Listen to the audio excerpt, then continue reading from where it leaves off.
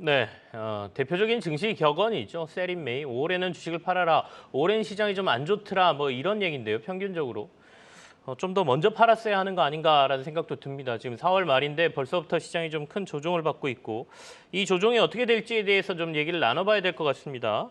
이정빈 신한투자증권 수석연구원과 함께 얘기 좀 나누겠습니다. 어서 오십시오. 예, 안녕하십니까.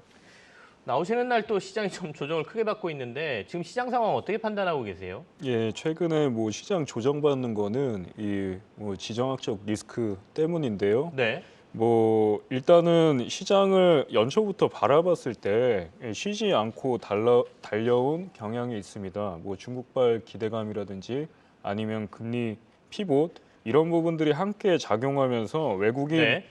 매수세가 강하게 작용을 했는데요. 근데 이제 좀 냉정하게 볼 필요가 있습니다. 밸류에이션도 뭐 이익 대비 사실은 단기적으로는 고평가입니다. PER 측면에서는요. 한 2023년 이 순이익 컨센서스 대비 한 15배 정도인데요.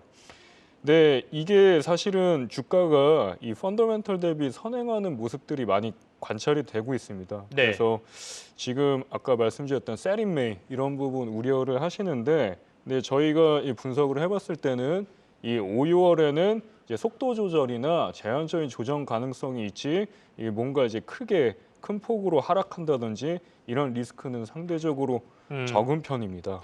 그러면 큰 폭의 조정보다는 제한적인 조정일 것이다라는 예. 말씀이세요. 오늘의 조정폭만 보면 사실은 조금 투자자분들께서 이러다가 진짜 네. 확 조정 더 오는 거 아니야라는 불안감을 느끼실 수는 있는데 일단 여러 가지 데이터로 봤을 때는 제한적인 조정일 것이다 이렇게 보고 계신다는 예, 거죠. 맞습니다. 자, 근데 시장의 색깔이 좀 변하느냐 이런 생각도 사실은 조금 들거든요. 그러니까 네. 성장 기업 쪽으로 확 조금 쏠림이 갔던 게 오늘 시장을 아까 보험주도 움직이고 뭐 이런 것들을 보면 이제 성장주 넘어간 것 같다. 다시 예전에 우리가 인플레이션 걱정할 때처럼 네. 그냥 시장 방어주로 가야 되는 거 아니냐 뭐 이런 생각들 하고 계시는 것 같기도 하고요. 네. 어떻습니까? 일단 삼성전자가 잠정 실적 발표한 이후에 본격적인 실적 시즌이 나오고 있습니다. 네. 기업들 실적에 대해서는 어떻게 평가하고 계십니까? 예, 1분기 삼성전자 잠정 실적으로는 네. 한 6천억 원 정도가 발표가 됐습니다.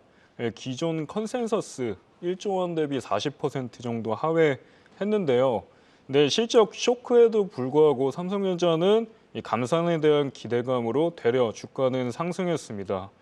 그래서 지금 이 반도체가 사실 추세적으로 가기 위해서는 매크로 상황이 지금보다는 나아져야 되는데 시간이 조금 더 소요될 전망이고요. 네, 물론 이제 1분기 실적 시즌 개막과 함께 좀 관전 포인트 자체는 이게 섹터 전반적으로 실적은 좋지 않아요. 네. 이런 가운데서 이제 어닝이 올라오고 있는 일부 희소성이 부각되는 섹터에 주목하는 것입니다.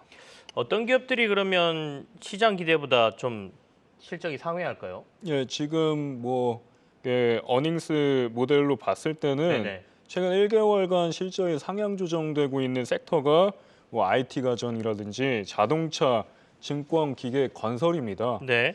네, 여기서 IT 가전 안에는 LG 에너지 솔루션의 배터리 대형 업체가 포함이 되어 있고 자동차는 사실 주가랑 이익이 같이 동행하고 있어 나쁘지 않은 편인데 뭔가 1Q, 2Q까지라는 그런 이제 모멘텀적인 측면에서는 이게 기대감이 사실 크지는 않거든요.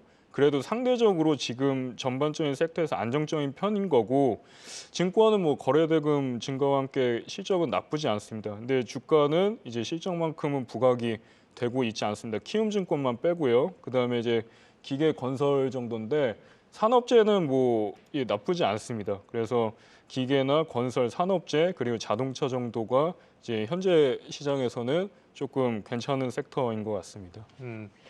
지금 사실상 어떻게 보면 연초부터 기업 실적은 좀 이렇게 다운하는 과정이라고 봐야 될 것 같은데 그리고 네. 중간중간에 좋은 섹터도 있지만 결국에는 이게 반등 구간을 저희가 찾아야 되는 거 아니겠습니까? 예, 맞습니다. 언제쯤부터 기업 실적이 좀 이렇게 돌아설 거라고 보세요? 아무래도 우리나라 이 기업 실적은 이 뭐 수출 데이터라든지 OECD 경기 선행 지수랑 이제 궤적을 같이 하는 그런 모습이 나타납니다. 네. 전반적으로 이게 수출 주도 이런 업종 구성비가 크기 때문인데요.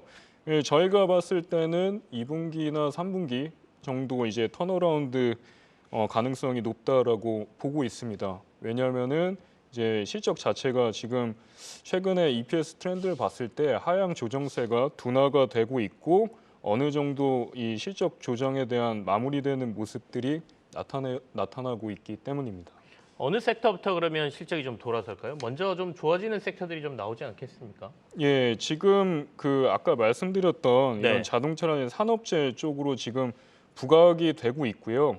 아무래도 지금 뭔가 최근 트렌드를 봤을 때는 네네. 반도체 EPS가 굉장히 크거든요. 지금 23년 코스피 순이익 전망치가 114조 원입니다. 근데 이런 컨센서스 쭉 뺀 게 바로 반도체 때문인데 이런 전반적인 코스피 EPS는 반도체 비중이 크다라고 보시면 될 것 같고요. 최근에 하향 조정세가 속도가 감속이 되고 있다라는 점을 봤을 때 아무래도 이제 그 반도체가 바닥 잡고 돌아설 수 있는 부분을 기대해 볼 수 있을 것 같습니다. 그 부분은 빠르면 한 3분기 정도부터 진행이 될 것으로 예상이 되고 있습니다. 빠르면 3분기부터 예.